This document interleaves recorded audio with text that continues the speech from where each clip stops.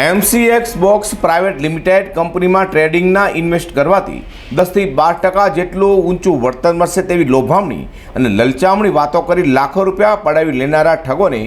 મહારાષ્ટ્ર ખાતેથી સુરત સાયબર ક્રાઇમની ટીમે ઝડપી પાડી 100% રકમ એકાઉન્ટમાં ફ્રીઝ કરાવી છે। સુરત સાયબર ક્રાઇમમાં નોંધાવવામાં આવેલી ફરિયાદમાં સુરતના વેપારીએ જણાવ્યું હતું કે તેઓને અજાણ્યોએ MCX બોક્સ પ્રાઇવેટ લિમિટેડ કંપનીમાં ટ્રેડિંગમાં ઇન્વેસ્ટ કરવાથી 10થી 12% જેટલું વળતર તમને મળશે તે લોભામણી અને લલચામણી વાતો કરી 8,08,900 રૂપિયા મેળવી તેમાંથી 1,24,600 વિડ્રો કરાવી લઈ બાકી રહેલા 6,84,300 રૂપિયા વિડ્રો ન કરવા દઈ ઠગાઈ આચરનાર ઠગ રોહિત વિજય નંદેશ્વર અને રોહિત નાના વાડકરને મહારાષ્ટ્ર ખાતેથી ઝડપી પાડી બેંક એકાઉન્ટમાં 100% રકમ ફ્રીઝ કરાવી હતી। સુરતના એક ફરિયાદીએ સુરત સિટી સાયબર ક્રાઇમ સેલનો સંપર્ક કરેલો, જેમાં તેઓને વોટ્સએપ અને ટેલિગ્રામના માધ્યમથી એક MCX બોક્સ પ્રાઇવેટ લિમિટેડ કંપનીના કોઈ વ્યક્તિએ તેઓની સાથે કોન્ટેક્ટ કરેલો અને તેઓને જે શેર માર્કેટમાં જે ટ્રેડિંગ હોય છે તે ટ્રેડિંગ કરવાથી પર મંથ 10થી 12% જેટલું રિટર્ન મળશે તેવી લોભામણી લાલચ આપીને કુલ જે MCX બોક્સ પ્રાઇવેટ લિમિટેડ કંપનીનું જે એક બેંક એકાઉન્ટ છે તેમાં કુલ 6,84,300 રૂપિયા ઇન્વેસ્ટ કરાવેલા। ત્યારબાદ જે 6 લાખ રૂપિયામાંથી અમુક એમાઉન્ટ તેઓને પરત આપવામાં આવેલી અને હજી જે સુરતના ફરિયાદી છે તેઓ સાથે 6,84,300 રૂપિયાનું ફ્રોડ થયેલું હતું। જે અનુસંધાને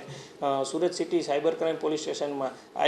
IPCની કલમ 420, 120B તથા IT એક્ટની કલમ 66C અને 66D અનુસંધાને ગુનો દાખલ કરીને સુરત સિટી સાયબર ક્રાઇમ સેલે આગળની તપાસ હાથ ધરેલી, જેમાં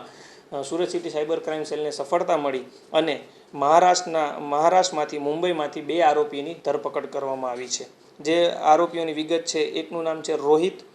વિજય નંદેશ્વર, જેઓની ઉંમર 25 છે, જેઓ ધંધો વેપાર કરે છે અને મૂળ મહારાષ્ટ્ર પુણેના રહેવાસી છે, અને અન્ય રોહિત નાના વાડકર, જેઓનું બેંક એકાઉન્ટ હતું, તેઓની ઉંમર 21 છે અને તેઓ ફોટોગ્રાફરનો વ્યવસાય સાથે સંકળાયેલા છે, તેઓ પણ મૂળ પુણે મહારાષ્ટ્રના છે। તેઓની ધરપકડ કરીને આગળની તપાસ હાથ ધરવામાં આવેલી છે। આ જે ફ્રોડ હતું તેની કિંમત હતી 6,84,000 રૂપિયા અને 6,84,300 રૂપિયા તે 100% amount Surat city cyber crime સેલે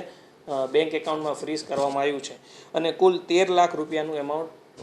અલગ અલગ બેંકોમાં ફ્રીઝ કરવામાં આવ્યું છે, યાની કે 100% એમાઉન્ટ જે તે ફરિયાદીને રિફંડ થઈ જશે। પ્રાથમિક દ્રષ્ટિએ હજી કોઈ એવો ગુનાહિત ઇતિહાસ જાણવામાં આવ્યો નથી, પરંતુ જે પ્રથમ આરોપી છે રોહિત નંદેશ્વર, તે આ બેંક એકાઉન્ટને મેનેજ કરતા હતા અને તે બેંક એકાઉન્ટમાં જે ફ્રોડ એમાઉન્ટ આવતી હતી તેને ATMના માધ્યમથી વિડ્રો કરતા હતા અને અન્ય જે રોહિત નાના વાડકર છે તેઓએ પોતાના નામનું એક એકાઉન્ટ બનાવવામાં આવેલું, તે બેંક એકાઉન્ટ હોલ્ડર છે। તો સમગ્ર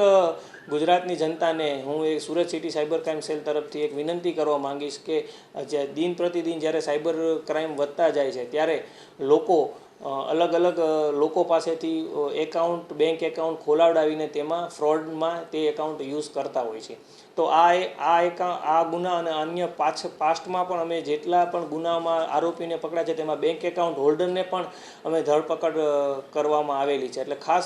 તમામને સૂચના છે કે કોઈ પણ વ્યક્તિ પોતાના બેંક એકાઉન્ટનો ઉપયોગ અન્ય લોકોને કરવા ન આપે। બની શકે કે તે સાયબર ક્રાઇમમાં પણ તે બેંક એકાઉન્ટનો ઉપયોગ થઈ શકે।